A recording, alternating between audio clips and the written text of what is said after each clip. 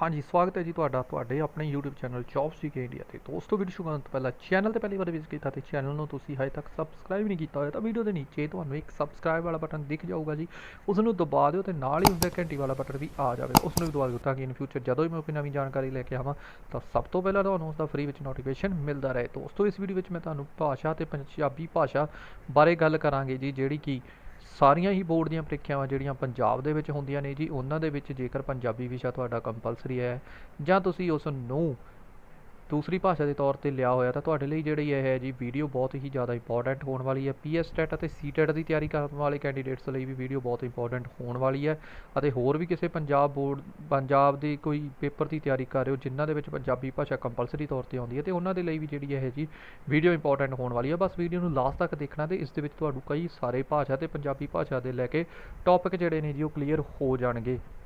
ਗੱਲ ਕਰਾਂਗੇ ਜੀ ਲੈਂਗੁਏਜ ਐਂਡ ਪੰਜਾਬੀ ਲੈਂਗੁਏਜ ਦੀ।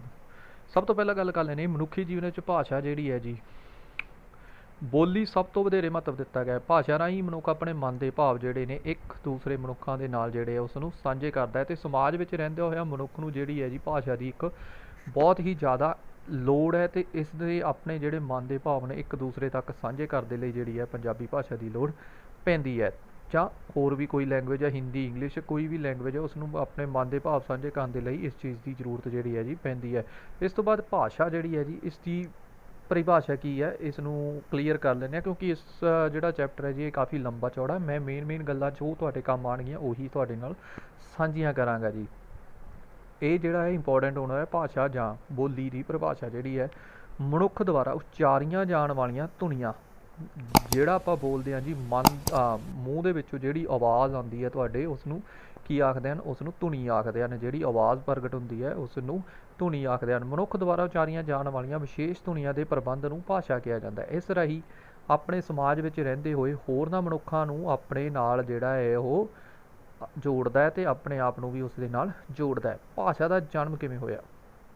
ਮੰਨਿਆ ਜਾਂਦਾ ਹੈ ਕਿ ਕਰੋੜਾਂ ਸਾਲ ਪਹਿਲਾਂ ਮਨੁੱਖ ਜਿਹੜਾ ਸੀਗਾ ਉਹ ਜੰਗਲਾਂ ਦੇ ਵਿੱਚ ਰਹਿੰਦਾ ਸੀ, ਅਤੇ ਦੂਸਰਿਆਂ ਨਾਲ ਆਪਣੀ ਗੱਲਬਾਤ ਜਿਹੜੀ ਕਰਦਾ ਸੀ ਉਹ ਸਭ ਤੋਂ ਪਹਿਲਾਂ ਉਹ ਇਸ਼ਾਰੇ ਕਰਦਾ ਸੀ। ਉਸ ਤੋਂ ਬਾਅਦ ਇਸ਼ਾਰਿਆਂ ਤੋਂ ਬਾਅਦ ਜਿਹੜੀ ਹੈ ਜੀ ਉਸ ਨੇ ਕੂਕਾਂ ਇੱਕ ਦੂਸਰੇ ਨੂੰ ਚੀਕਾਂ ਮਾਰ ਕੇ ਬੁਲਾਉਣਾ ਸ਼ੁਰੂ ਕੀਤਾ, ਅਤੇ ਇਹੀ ਜਿਹੜੀਆਂ ਚੀਕਾਂ ਸੀਗੀਆਂ ਜੀ ਹੌਲੀ ਹੌਲੀ ਜਿਹੜਾ ਹੈ ਇਸ ਨੇ ਭਾਸ਼ਾ ਦਾ ਜਿਹੜਾ ਹੈ ਜੀ ਰੂਪ ਧਾਰਨ ਕਰ ਰਿਹਾ। ਇਹਨਾਂ ਚੀਕਾਂ ਤੋਂ ਹੀ ਅਲੱਗ-ਅਲੱਗ ਤਰ੍ਹਾਂ ਦੀਆਂ ਭਾਸ਼ਾਵਾਂ ਬਣ ਗਈਆਂ, ਅਤੇ ਇਸ ਕਰਕੇ ਜਿਹੜਾ ਹੈ ਭਾਸ਼ਾ ਦਾ ਜਨਮ ਹੋਇਆ ਮੰਨਿਆ ਜਾਂਦਾ ਹੈ। ਭਾਸ਼ਾ ਦੀ ਲੋੜ ਅਤੇ ਮਹੱਤਵ ਕਿਉਂ ਹੈ ਜੀ, ਇਸ ਗੱਲ ਨੂੰ ਆਪਾਂ ਚੰਗੀ ਤਰ੍ਹਾਂ ਪੜ੍ਹਾਂਗੇ ਜੀ। ਅਸੀਂ ਗੱਲ ਚੰਗੀ ਤਰ੍ਹਾਂ ਸਮਝ ਚੁੱਕੇ ਹਾਂ ਕਿ ਅਸੀਂ ਆਪਣੇ ਮਨ ਦੇ ਭਾਵਾਂ ਨੂੰ ਪ੍ਰਗਟ ਕਰਨ ਲਈ ਭਾਸ਼ਾ ਦੀ ਵਰਤੋਂ ਕਰਦੇ ਹਾਂ। ਇਹ ਚੀਜ਼ ਤੁਸੀਂ ਪਹਿਲਾਂ ਹੀ ਤੁਹਾਨੂੰ ਮੈਂ ਕਲੀਅਰ ਕਰ ਚੁੱਕਿਆ ਜੀ। ਅਸੀਂ ਆਪਣੇ ਮਨ ਦੇ ਭਾਵ ਜਿਹੜੇ ਇਸ ਨੂੰ ਦੂਸਰਿਆਂ ਨਾਲ ਸਾਂਝੇ ਕਰਨ ਦੇ ਲਈ ਜਿਹੜੀ ਭਾਸ਼ਾ ਦੀ ਵਰਤੋਂ ਕਰਦੇ ਹਾਂ। ਜੇਕਰ ਮਨੁੱਖੀ ਜੀਵਨ ਵਿੱਚ ਭਾਸ਼ਾ ਨਹੀਂ ਹੋਵੇਗੀ ਤਾਂ ਇਹ ਬਿਲਕੁਲ ਹੀ ਖਤਮ ਹੋ ਕੇ ਰਹਿ ਜਾਵੇਗੀ।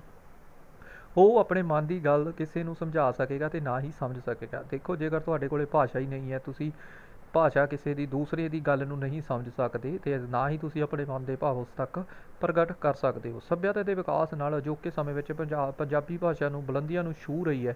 ਭਾਸ਼ਾ ਦੇ ਖੇਤਰ ਵਿੱਚ ਬਹੁਤ ਸਾਰੀਆਂ ਖੋਜਾਂ ਹੋ ਰਹੀਆਂ ਨੇ। ਸਮਾਜ ਵਿੱਚ ਪ੍ਰਾਪਤ ਗਿਆਨ ਨੂੰ ਸਮੇਟਣ ਲਈ ਵੀ ਭਾਸ਼ਾ ਦਾ ਜਿਹੜਾ ਗਿਆਨ ਹੈ ਜੀ ਉਹ ਲਾਜ਼ਮੀ ਹੈ। ਹਜ਼ਾਰਾਂ ਹੀ ਸਾਲ ਪੁਰਾਣੇ ਗ੍ਰੰਥਾਂ, ਪੁਸਤਕਾਂ, ਸ਼ਿਲਾਲੇਖਾਂ ਅਤੇ ਹੋਰ ਸਮੱਗਰੀਆਂ ਦੀ ਪੜਚੋਲ ਕਰਕੇ ਦੇਖਿਆ ਤਾਂ ਸਾਰੀ ਲਿਖਤੀ ਭਾਸ਼ਾ ਕਰਕੇ ਹੀ ਸੰਭਵ ਹੋ ਸਕੀਆਂ। ਜੇਕਰ ਤੁਹਾਡੇ ਕੋਲ ਲਿਖਤੀ ਭਾਸ਼ਾ ਹੈ ਤਾਂ ਹੀ ਇਹ ਚੀਜ਼ਾਂ ਸੰਭਵ ਹੋ ਸਕੀਆਂ ਨੇ, ਅਤੇ ਇਹ ਪੀੜ੍ਹੀ ਦਰ ਪੀੜ੍ਹੀ ਜਿਹੜੀਆਂ ਜੀ ਅੱਗੇ ਦੀ ਅੱਗੇ ਚੱਲਦੀਆਂ ਰਹਿੰਦੀਆਂ ਹਨ। ਭਾਸ਼ਾ ਦੇ ਰੂਪ ਜਾਂ ਕਿਸਮਾਂ। ਹੁਣ ਭਾਸ਼ਾ ਦੇ ਰੂਪ ਕਿਹੜੇ ਨੇ ਜਾਂ ਉਸ ਦੀਆਂ ਕਿਸਮਾਂ, ਉਸ ਨੂੰ ਕਿੰਨੇ ਪਾਰਟਸ ਦੇ ਵਿੱਚ ਡਿਵਾਈਡ ਕੀਤਾ ਜਾ ਸਕਦਾ ਹੈ? ਜਿਹੜੀ ਭਾਸ਼ਾ ਜੀ ਇਸ ਨੂੰ ਸਿਰਫ 2 ਪਾਰਟਸ ਦੇ ਵਿੱਚ ਡਿਵਾਈਡ ਕੀਤਾ ਜਾ ਸਕਦਾ ਹੈ, ਜਾਂ 2 ਭਾਗਾਂ ਦੇ ਵਿੱਚ, ਜਾਂ 2 ਕਿਸਮਾਂ ਨੇ ਇਸ ਦੀਆਂ। ਮੌਖਿਕ ਜਾਂ ਬੋਲਚਾਲ ਦੀ ਭਾਸ਼ਾ। ਮੌਖਿਕ ਮਤਲਬ ਮੂੰਹ ਵਿੱਚੋਂ ਨਿਕਲਣ ਵਾਲੀ ਜਿਹੜੀ ਭਾਸ਼ਾ ਹੈ ਜੀ, ਬੋਲਚਾਲ ਦੀ ਭਾਸ਼ਾ। ਇਸ ਤੋਂ ਬਾਅਦ ਲਿਖਤੀ ਭਾਸ਼ਾ ਜਾਂ ਸਾਹਿਤਕ ਭਾਸ਼ਾ।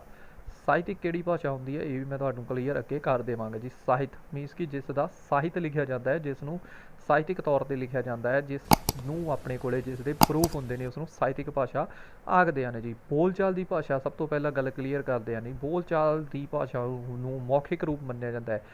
ਇਸ ਭਾਸ਼ਾ ਵਿੱਚ ਅਸੀਂ ਆਪਣੇ ਮਨ ਦੇ ਭਾਵਾਂ ਨੂੰ ਜਿਹੜਾ ਹੈ ਜੀ ਬੋਲ ਕੇ ਪ੍ਰਗਟ ਕਰਦੇ ਹਾਂ। ਅਤੇ ਇੱਕ ਚੀਜ਼ ਹੋਰ ਮੈਂ ਇਸ ਦੇ ਵਿੱਚ ਕਲੀਅਰ ਕਰ ਦੇਣੀ ਚਾਹੁੰਦਾ ਕਿ ਜਿਹੜੀ ਆਪਾਂ ਭਾਸ਼ਾ ਬੋਲ ਕੇ ਪ੍ਰਗਟ ਕਰਦੇ ਹਾਂ ਜੀ, ਇਸ ਦੇ ਵਿੱਚ ਬਹੁਤ ਸਾਰੀਆਂ ਤਰੁੱਟੀਆਂ ਜਾਂ ਗਲਤੀਆਂ ਰਹਿ ਜਾਂਦੀਆਂ ਹਨ, ਕਿਉਂਕਿ ਇਹ ਜਿਹੜੀ ਆਪਾਂ ਭਾਸ਼ਾ ਬੋਲਦੇ ਹਾਂ ਆਪਣੇ ਇਲਾਕੇ ਦੀ ਭਿੰਨਤਾ ਦੇ ਅਨੁਸਾਰ ਬੋਲਦੇ ਹਾਂ।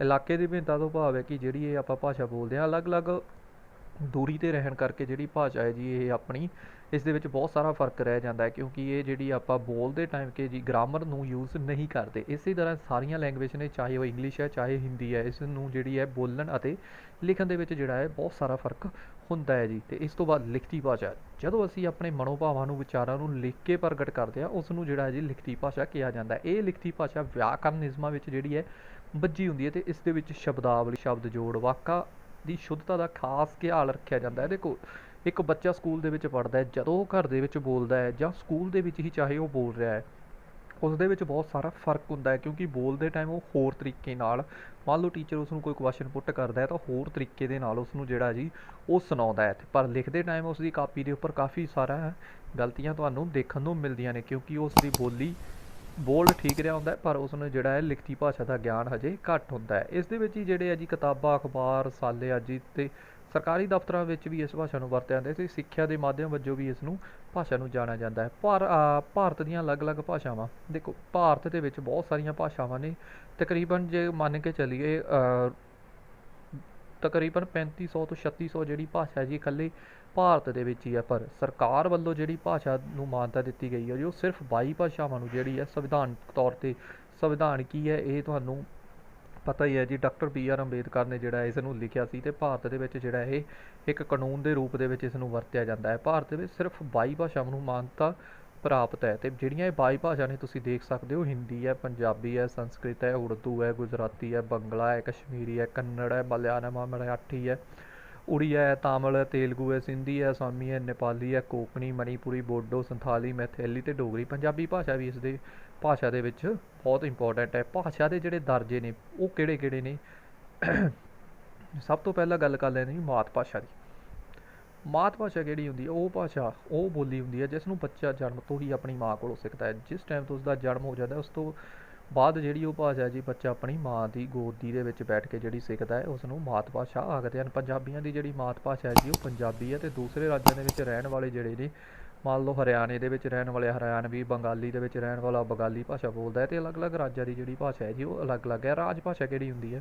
ਹੁਣ ਇਸ ਦੀ ਗੱਲ ਕਰਦੇ ਹਾਂ। ਰਾਜ ਭਾਸ਼ਾ, ਮੰਨ ਲਓ ਹੁਣ ਇੰਡੀਆ ਦੇ ਵਿੱਚ ਜਿਹੜੀਆਂ ਨੇ 28 ਜਿਹੜੀਆਂ ਨੇ ਸਟੇਟਸ ਨੇ, ਇਸ ਦੇ ਵਿੱਚ ਜੰਮੂ ਅਤੇ ਕਸ਼ਮੀਰ ਨੂੰ ਇੱਕ ਟੈਰੀਟਰੀ ਪਲੇਸ ਬਣਾ ਦਿੱਤਾ ਗਿਆ, ਅਤੇ ਇਸ ਕਰਕੇ ਜਿਹੜੀਆਂ ਹੁਣ ਇਹ ਸਟੇਟਾਂ ਨੇ ਜੀ, ਹੁਣ 28 ਸਟੇਟਾਂ ਹੀ ਰਹਿ ਚੁੱਕੀਆਂ ਨੇ, ਅਤੇ ਇਹਨਾਂ 28 ਦੀਆਂ 28 ਸਟੇਟਾਂ ਜਿਹੜੀਆਂ ਜੀ ਇਹਨਾਂ ਦੀ ਇੱਕ ਹੀ ਭਾਸ਼ਾ ਹੈ, ਮੀਨਸ ਕਿ ਸਾਰਿਆਂ ਨੂੰ ਇੱਕ ਭਾਸ਼ਾ ਦਿੱਤੀ ਗਈ ਹੈ, ਜਿਹੜੀ ਭਾਸ਼ਾ ਹੈ ਜੀ ਉਹ ਹੈਗੀ ਹੈ ਜੀ ਹਿੰਦੀ।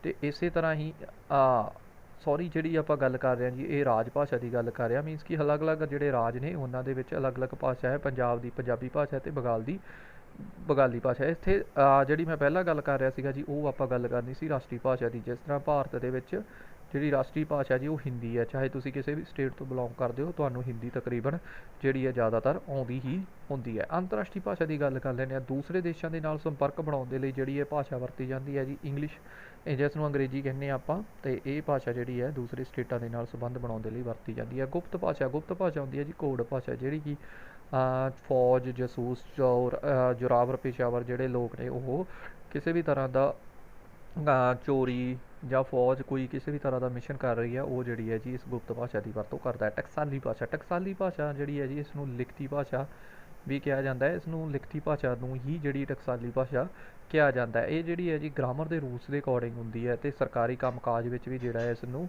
ਵਰਤਿਆ ਜਾਂਦਾ ਹੈ। ਅਤੇ ਇਸ ਤੋਂ ਬਾਅਦ ਪੰਜਾਬ ਦੀ ਜਿਹੜੀ ਟਕਸਾਲੀ ਭਾਸ਼ਾ ਜੀ ਉਹ ਹੈਗੀ ਆ ਮਾਝੀ ਹੈ। ਮਾਝੀ ਭਾਸ਼ਾ ਜਿਹੜੀ ਹੈ ਪੰਜਾਬ ਦੀ ਟਕਸਾਲੀ ਭਾਸ਼ਾ। ਉਪ ਬੋਲੀ ਜਾਂ ਉਪ ਭਾਸ਼ਾ ਕੀ ਹੁੰਦੀ ਹੈ?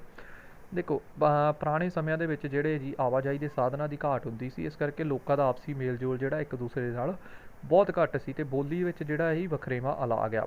ਬਸ ਇਵੇਂ ਹੀ ਵਖਰੇਵਾਂ ਅਲੱਗ-ਅਲੱਗ ਉਪ ਬੋਲੀਆਂ ਦਾ ਜਨਮ ਹੋਇਆ, ਅਤੇ ਉਪ ਭਾਸ਼ਾਵਾਂ ਜਿਹੜੀਆਂ ਨੇ ਪੰਜਾਬ ਦੇ ਵਿੱਚ ਮਾਝੀ, ਮੌਲਵੀ, ਦੁਆਬੀ, ਪੋਠੋਹਾਰੀ ਜਿਹੜੀਆਂ ਨੇ ਪੰਜਾਬ ਦੇ ਵਿੱਚ ਭਾਸ਼ਾਵਾਂ ਨੇ। ਪੰਜਾਬ ਅਤੇ ਪੰਜਾਬੀਅਤ ਭਾਸ਼ਾ, ਇਸ ਦੀ ਗੱਲ ਕਰ ਲੈਂਦੇ ਜੀ। ਪੰਜਾਬ ਅਤੇ ਪੰਜਾਬੀਅਤ ਦਾ ਜਿਹੜਾ ਇਤਿਹਾਸ ਹੈ ਜੀ ਉਹ ਕਾਫੀ ਪੁਰਾਣਾ ਹੈ। ਇਸ ਭਾਸ਼ਾ ਨੂੰ ਜਿਹੜਾ ਹੈ ਨਾਥਾਂ ਜੋਗੀਆਂ ਦੇ ਟਾਈਮ ਤੋਂ ਜਿਹੜਾ ਹੈ ਮੰਨਿਆ ਜਾਂਦਾ ਹੈ। ਇਹ ਨਾਥ ਜੋਗੀ ਜਿਹੜੇ ਸੀ ਜੀ 8ਵੀਂ 9ਵੀਂ ਸਦੀ ਦੇ ਵਿੱਚ ਜਿਹੜੇ ਨੇ ਇਹ ਜਿਹੜੇ ਹੁੰਦੇ ਸੀਗੇ, ਅਤੇ ਇਸ ਤੋਂ ਬਾਅਦ ਸੂਫੀ, ਫਕੀਰਾਂ, ਕਿੱਸਾਕਾਰ, ਬਾਣੀਕਾਰ, ਕਥਾਕਾਰਾਂ ਆਦਿ ਦੀ ਪਿੜ ਵੀ ਸਾਹਿਤਕ ਪਿੜ ਵੀ ਸ਼ਾਮਲ ਹੁੰਦੀ ਹੈ। ਗੁਰੂ ਸਾਹਿਬਾਨਾਂ ਦੇ ਸਮੇਂ ਤੋਂ ਜਿਹੜੀ ਪੰਜਾਬੀ ਭਾਸ਼ਾ ਹੈ ਜੀ ਇਸ ਨੂੰ ਭਰਪੂਰ ਰੂਪ ਵਿੱਚ ਪ੍ਰਫੁੱਲਿਤ ਹੋਈ, ਮੀਨਸ ਕਿ ਫਸਟ ਗੁਰੂ ਤੋਂ ਲੈ ਕੇ ਜਿਹੜੀ ਇਹ ਭਾਸ਼ਾ ਹੈ ਜੀ ਲਾਸਟ ਗੁਰੂ ਤੱਕ ਜਿਹੜੀ ਹੈ ਉਸ ਟਾਈਮ ਤੱਕ ਜਿਹੜੀ ਇਹ ਭਾਸ਼ਾ ਬਹੁਤ ਹੀ ਜ਼ਿਆਦਾ ਪ੍ਰਫੁੱਲਿਤ ਹੋ ਗਈ ਸੀ। ਇਸ ਕਰਕੇ ਇਹ ਜਿਹੜਾ ਗੁਰੂ ਵਾਲਾ ਕਾਲ ਹੈ ਜੀ ਇਹਨਾਂ ਨੂੰ ਪੰਜਾਬੀ ਦਾ ਸੁਨਹਿਰੀ ਕਾਲ ਵੀ ਕਿਹਾ ਜਾਂਦਾ ਹੈ। ਇਸ ਤੋਂ ਬਾਅਦ ਇੱਕ ਹੋਰ ਗੱਲ ਕਰ ਲੈਣੀ, ਪੰਜਾਬੀ ਭਾਸ਼ਾ ਦੀਆਂ ਪ੍ਰਮੁੱਖ ਜਿਹੜੀਆਂ ਵਿਸ਼ੇਸ਼ਤਾਵਾਂ ਨੇ ਕੀ ਨੇ। ਪੰਜਾਬੀ ਪ੍ਰਾਂਤ ਰਾਜ ਭਾਸ਼ਾ ਪੰਜਾਬੀ ਹੈ। ਇਹ ਵੈਦਿਕ ਭਾਸ਼ਾ ਚੋਂ ਨਿਕਲ ਕੇ ਜਿਹੜੀ ਇਹ ਪੰਜਾਬੀ ਭਾਸ਼ਾ ਜੀ ਇਹ ਵੈਦਿਕ ਭਾਸ਼ਾ ਵਿੱਚੋਂ ਨਿਕਲ ਕੇ ਵੱਖ-ਵੱਖ ਰੂਪ ਧਾਰਨ ਕਰਦੀ ਹੋਈ ਸਾਡੇ ਤੱਕ ਪਹੁੰਚੀ ਹੈ। ਵੈਦਿਕ ਭਾਸ਼ਾ ਤੋਂ ਜਿਹੜੀ ਹੈ ਨਿਕਲੀ ਹੋਈ ਹੈ ਅਤੇ ਵੱਖ-ਵੱਖ ਰੂਪ ਧਾਰਨ ਕਰਕੇ ਸਾਡੇ ਤੱਕ ਪਹੁੰਚ ਗਈ। ਪੰਜਾਬੀ ਭਾਸ਼ਾ ਦੇ ਬਹੁਤ ਸਾਰੇ ਲਫ਼ਜ਼ ਵੈਦਿਕ ਭਾਸ਼ਾ ਦੇ ਨਾਲ ਮਿਲਦੇ ਜੁਲਦੇ ਹਨ। ਹਿੰਦੀ ਅਤੇ ਸੰਸਕ੍ਰਿਤ ਭਾਸ਼ਾਵਾਂ ਦੀ ਵੈਦਿਕ ਭਾਸ਼ਾ ਦੀ ਹੀ ਉਪਜ ਹਨ। ਹਿੰਦੀ ਅਤੇ ਸੰਸਕ੍ਰਿਤ ਭਾਸ਼ਾਵਾਂ ਵੀ ਜਿਹੜੀਆਂ ਨੇ ਜੀ ਇਹ ਵੈਦਿਕ ਭਾਸ਼ਾ ਦੀ ਹੀ ਉਪਜ ਹਨ। ਇਸ ਕਾਰਨ ਪੰਜਾਬੀ ਭਾਸ਼ਾ ਦੇ ਸਾਰੇ ਲਫ਼ਜ਼ ਹਿੰਦੀ ਸੰਸਕ੍ਰਿਤ ਭਾਸ਼ਾ ਦੇ ਨਾਲ ਮੇਲ ਜੋਲ ਖਾਂਦੇ ਹੀ ਤੁਹਾਨੂੰ ਮਿਲਣਗੇ। ਪੰਜਾਬੀ ਭਾਸ਼ਾ ਦੀਆਂ ਬਹੁਤ ਸਾਰੀਆਂ ਵਿਸ਼ੇਸ਼ਤਾਵਾਂ ਨੇ ਜੋ ਇਸ ਨੂੰ ਪ੍ਰਫੁੱਲਤ ਭਾਸ਼ਾ ਬਣਾਉਂਦੀਆਂ। ਭਾਰਤੀ ਸੰਵਿਧਾਨ ਵਿੱਚ ਸਿਰਫ 22 ਭਾਸ਼ਾਵਾਂ ਵਿੱਚੋਂ ਪੰਜਾਬੀ ਭਾਸ਼ਾ ਨੂੰ ਵੀ ਸੰਵਿਧਾਨ ਵੱਲੋਂ ਜਿਹੜੀ ਹੈ ਮਾਨਤਾ ਦਿੱਤੀ ਗਈ ਹੈ। ਪੰਜਾਬੀ ਭਾਸ਼ਾ ਦੀ ਲਿਪੀ ਗੁਰਮੁਖੀ ਹੈ। ਇਹ ਚੀਜ਼ ਧਿਆਨ ਨਾਲ ਸੁਣ ਲਓ ਜੀ, ਪੰਜਾਬੀ ਭਾਸ਼ਾ ਦੀ ਜਿਹੜੀ ਲਿਪੀ ਹੈ ਉਹ ਗੁਰਮੁਖੀ ਹੈ। ਪੰਜਾਬੀ ਭਾਸ਼ਾ ਦੀਆਂ ਧੁਨੀਆਂ ਨੂੰ ਅੰਕਿਤ ਕਰਨ ਲਈ ਅਲੱਗ-ਅਲੱਗ ਅੱਖਰ ਹਨ। ਪੰਜਾਬੀ ਬੋਲੀ ਨੂੰ ਮਰਦਾਨਵੀ ਬੋਲੀ ਵੀ ਜਿਹੜਾ ਹੈ ਅਸੀਂ ਕਿਹਾ ਜਾਂਦਾ ਹੈ। ਜੇਕਰ ਤੁਹਾਨੂੰ ਕਦੇ ਵੀ ਕੁਐਸਚਨ ਆਉਂਦਾ ਤਾਂ ਕਿਹੜੀ ਬੋਲੀ ਨੂੰ ਮਰਦਾਨਵੀ ਬੋਲੀ ਕਿਹਾ ਜਾਂਦਾ ਹੈ ਤੇ ਉਹ ਪੰਜਾਬੀ ਭਾਸ਼ਾ ਹੀ ਹੈ। ਇਸ ਤੋਂ ਬਾਅਦ ਉਪਭਾਸ਼ਾ ਦੀ ਗੱਲ ਕਰ ਲੈਂਦੇ ਹਾਂ ਜੀ। ਇਸ ਤੋਂ ਬਾਅਦ ਜਿਹੜੀ ਉਪਭਾਸ਼ਾ ਦੀ ਗੱਲ ਕਰ ਲੈਂਦੇ ਹਾਂ, ਉਪਭਾਸ਼ਾ ਨੂੰ ਜਿਹੜਾ ਅੰਗਰੇਜ਼ੀ ਵਿੱਚ ਡਾਇਲੈਕਟ ਕਹਿੰਦੇ ਹਨ। ਉਪਭਾਸ਼ਾ ਨੂੰ ਅੰਗਰੇਜ਼ੀ ਵਿੱਚ ਡਾਇਲੈਕਟ ਕਹਿੰਦੇ ਹਨ। ਇਸ ਭਾਸ਼ਾ ਨੂੰ ਉੱਤਰ ਲਘੂ ਰੂਪਾਂ ਤੋਂ ਜਿਹੜੇ ਖਾਸ ਸਥਾਨਕ ਸ਼ਬਦ ਭੰਡਾਰ ਜਾਂ ਮੁਹਾਵਰੇ ਤੋਂ ਉਪਜਦੇ ਹਨ। ਇਹ ਥੋੜ੍ਹੇ ਵਖਰੇਵੇਂ ਦੇ ਨਾਲ ਦੂਸਰੀ ਜਗ੍ਹਾ 'ਤੇ ਬੋਲੀਆਂ ਜਾਂਦੀਆਂ ਹਨ। ਉਪਭਾਸ਼ਾ ਜਿਵੇਂ ਮੈਂ ਤੁਹਾਨੂੰ ਪਹਿਲਾਂ ਹੀ ਦੱਸ ਚੁੱਕਿਆ, ਥੋੜ੍ਹੇ ਹੀ ਸਮੇਂ ਤੋਂ ਥੋੜ੍ਹੀ ਹੀ ਦੂਰੀ ਤੋਂ ਬਾਅਦ ਜਿਹੜੀਆਂ ਇਹ ਉਪਭਾਸ਼ਾਵਾਂ ਦੀ ਜਿਹੜੀ ਹੈ ਵਰਤੋਂ ਕੀਤੀ ਜਾਂਦੀ ਹੈ। ਉਪਭਾਸ਼ਾ ਕੀ ਹੁੰਦੀ ਹੈ ਅਤੇ ਇਹ ਸਾਰੀ ਜਾਣਕਾਰੀ ਮੈਂ ਤੁਹਾਨੂੰ ਅੱਗੇ ਦੇ ਦੇਣਾ। ਪੰਜਾਬੀ ਦੀਆਂ ਜਿਹੜੀਆਂ ਉਪਭਾਸ਼ਾਵਾਂ ਨੇ ਇਸ ਬਾਰੇ ਤੁਸੀਂ ਸੁਣ ਲਿਓ ਜੀ ਧਿਆਨ ਨਾਲ। ਪੰਜਾਬੀ ਪੰਜਾਬ ਦੀ ਰਾਜ ਭਾਸ਼ਾ ਹੈ। ਜਿਹੜੀ ਪੰਜਾਬੀ ਹੈ ਉਹ ਪੰਜਾਬ ਦੀ ਰਾਜ ਭਾਸ਼ਾ ਹੈ ਅਤੇ ਪੰਜਾਬ ਦੀਆਂ ਵਿੱਚ 6 ਉਪਬੋਲੀਆਂ ਸਨ। 6 ਉਪਬੋਲੀਆਂ ਸਨ ਤੋਂ ਭਾਵ ਹੈ ਜੀ ਮੀਨਸ ਕਿ ਹੁੰਦੀਆਂ ਸਨ। ਹੁਣ ਇਹ ਜਿਹੜੀਆਂ 6 ਉਪਬੋਲੀਆਂ ਪੰਜਾਬ ਦੇ ਵਿੱਚ ਨਹੀਂ ਹਨ। ਮਾਝੀ, ਦੁਆਬੀ, ਮਲਵਈ, ਪੁਆਧੀ, ਡੋਗਰੀ, ਪੋਠੋਹਾਰੀ ਅਤੇ ਮੁਲਤਾਨੀ। ਓਕੇ, ਮੁਲਤਾਨੀ ਅਤੇ ਪੋਠੋਹਾਰੀ ਜਿਹੜੀ ਭਾਸ਼ਾ ਜੀ ਇਹ ਪਾਕਿਸਤਾਨ ਪੰਜਾਬ ਵਿੱਚ ਹੈ ਅਤੇ ਪੰਜਾਬ ਦੀਆਂ ਇਹਨਾਂ ਉਪਭਾਸ਼ਾਵਾਂ ਨੂੰ ਹੇਠ ਲਿਖੇ 3 ਭਾਗਾਂ ਦੇ ਵਿੱਚ ਵੰਡਿਆ। ਇਹ ਚੀਜ਼ਾਂ ਤੁਸੀਂ ਨੋਟ ਕਰਨੀਆਂ ਤਾਂ ਜੀ ਨੋਟ ਵੀ ਕਰ ਸਕਦੇ ਹੋ।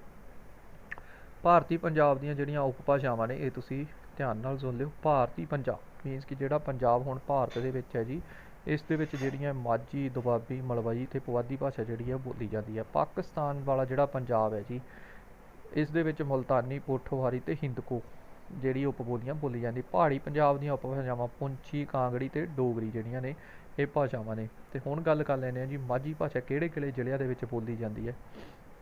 ਜਿਹੜੀ ਮਾਝੀ ਭਾਸ਼ਾ ਜੀ ਇਸ ਨੂੰ ਅੰਮ੍ਰਿਤਸਰ, ਗੁਰਦਾਸਪੁਰ, ਬਟਾਲਾ, ਤਰਨਤਾਰਨ ਪੱਟੀ ਦੇ ਇਲਾਕਿਆਂ ਵਿੱਚ ਬੋਲੀ ਜਾਂਦੀ ਹੈ ਅਤੇ ਲਾਹੌਰ ਜ਼ਿਲ੍ਹੇ ਵਿੱਚ ਵੀ ਇਹ ਭਾਸ਼ਾ ਜਿਹੜੀ ਹੈ ਬੋਲੀ ਜਾਂਦੀ ਹੈ। ਅਤੇ ਤੁਸੀਂ ਨੀਚੇ ਜਿਹੜੇ ਇਹ ਦੇਖ ਸਕਦੇ ਹੋ ਜੀ ਇਹਨਾਂ ਨੂੰ ਜਿਹੜੇ ਵਰਤੋਂ ਦੇ ਵਿੱਚ ਫ਼ਰਕ ਹੈ ਜੀ ਉਹ ਤੁਸੀਂ ਇਹ ਚੀਜ਼ ਨੂੰ ਖੁਦ ਪੜ੍ਹ ਲਿਓ ਕਿਉਂਕਿ ਵੀਡੀਓ ਬਹੁਤ ਹੀ ਜ਼ਿਆਦਾ ਲੰਬਾ ਹੋ ਜਾਵੇਗਾ। ਇਸ ਤੋਂ ਬਾਅਦ ਦੂਸਰੀ ਗੱਲ ਕਰ ਲੈਂਦੇ ਹਾਂ ਜੀ ਦੁਆਬੀ ਭਾਸ਼ਾ ਦੀ।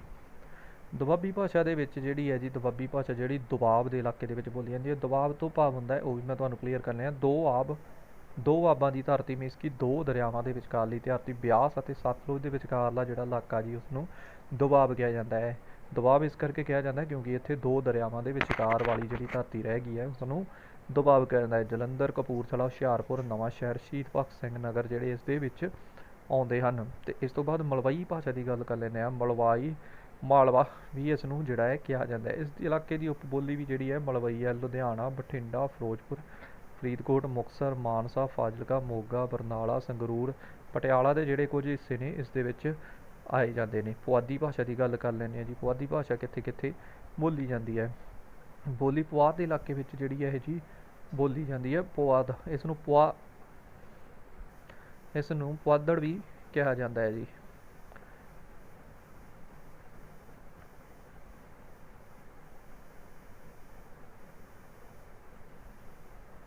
ਜਿਹੜੀ ਇਹ ਭਾਸ਼ਾ ਹੈ ਇਸ ਨੂੰ ਪੁਆਧੜ ਦੇ ਨਾਲ ਵੀ ਜਾਣਿਆ ਜਾਂਦਾ ਹੈ। ਇਹ ਜਿਹੜੀ ਉਪਬੋਲੀ ਹੈ ਜੀ ਪਟਿਆਲਾ, ਮੋਹਾਲੀ, ਰੋਪੜ, ਰੂਪਨਗਰ ਵੀ ਜਿਹਨੂੰ ਆਪਾਂ ਕਹਿੰਦੇ ਹਾਂ, ਫਤਿਹਗੜ੍ਹ ਸਾਹਿਬ, ਸੰਗਰੂਰ ਆਦਿ ਦੇ ਕੁਝ ਇਲਾਕਿਆਂ ਵਿੱਚ ਵੀ ਜਿਹੜੀ ਇਹ ਭਾਸ਼ਾ ਬੋਲੀ ਜਾਂਦੀ ਹੈ। ਡੋਗਰੀ ਦੀ ਗੱਲ ਕਰ ਲੈਂਦੇ ਹਾਂ ਜੀ। ਇਹ ਜਿਹੜੀ ਉਪਭਾਸ਼ਾ ਹੈ ਜੰਮੂ ਅਤੇ ਕਾਂਗੜੇ ਦੇ ਇਲਾਕੇ ਵਿੱਚ ਬੋਲੀ ਜਾਂਦੀ ਹੈ। ਇਹ ਜੰਮੂ, ਕਠੂਆ, ਉਧਮਪੁਰ, ਕਾਂਗੜਾ, ਧਰਮਸ਼ਾਲ, ਸਿਆਲਕੋਟ ਜਿਹੜਾ ਕਿ ਅੱਜ ਕੱਲ੍ਹ ਪਾਕਿਸਤਾਨ ਦੇ ਵਿੱਚ ਹੈ ਜੀ ਉੱਥੇ ਵੀ ਜਿਹੜੀ ਇਹ ਭਾਸ਼ਾ ਦੀ ਵਰਤੋਂ ਕੀਤੀ ਜਾਂਦੀ ਹੈ। ਪੋਠੋਹਾਰੀ ਦੀ ਗੱਲ ਕਰ ਲੈਂਦੇ ਹਾਂ ਜੀ। ਇਹ ਜਿਹੜੀ ਉਪਭਾਸ਼ਾ ਹੈ ਪਾਕਿਸਤਾਨ ਦੇ ਵਿੱਚ ਜਿਹੜੀ ਹੈ ਪੰਜਾਬ ਹੈ ਜੀ ਉੱਥੇ ਇਹ ਜਿਹੜੀ ਬੋਲੀ ਜਾਂਦੀ ਹੈ, ਅਤੇ ਰਾਵਲਪਿੰਡੀ ਦੇ ਇਲਾਕੇ ਵਿੱਚ ਵੀ ਇਹ ਭਾਸ਼ਾ ਜਿਹੜੀ ਹੈ ਬੋਲੀ ਜਾਂਦੀ ਹੈ। ਪੋਠੋਹਾਰ ਤੋਂ ਆਏ ਲੋਕ ਇਸ ਨੂੰ ਪੰਜਾਬ ਵਿੱਚ ਹੀ ਬੋਲਦੇ ਹਨ। ਓਕੇ, ਨੈਕਸਟ ਗੱਲ ਕਰ ਲੈਂਦੇ ਹਾਂ ਜੀ ਮੁਲਤਾਨੀ ਭਾਸ਼ਾ ਦੀ। ਮੁਲਤਾਨੀ ਭਾਸ਼ਾ ਜਿਹੜੀ ਹੈ ਜੀ ਮੁਲਤਾਨ ਦੇ ਇਲਾਕੇ ਦੇ ਵਿੱਚ ਬੋਲੀ ਜਾਂਦੀ ਹੈ, ਜਿਹੜਾ ਕਿ ਅੱਜ ਕੱਲ੍ਹ ਪਾਕਿਸਤਾਨ ਦੇ ਵਿੱਚ ਹੈ। ਇਸ ਦੇ ਵਿੱਚ ਜਿਹੜਾ ਹੈ ਮੁਲਤਾਨ ਦੇ ਨਾਲ ਨਾਲ ਮੁਜ਼ੱਫਰਗੜ੍ਹ ਦੀ ਬੋਲੀ ਜਾਂਦੀ ਹੈ, ਇਸ ਦੇ ਵਰਤੋਂ ਜਿਹੜੀ ਹੈ ਕੀਤੀ ਜਾਂਦੀ ਹੈ।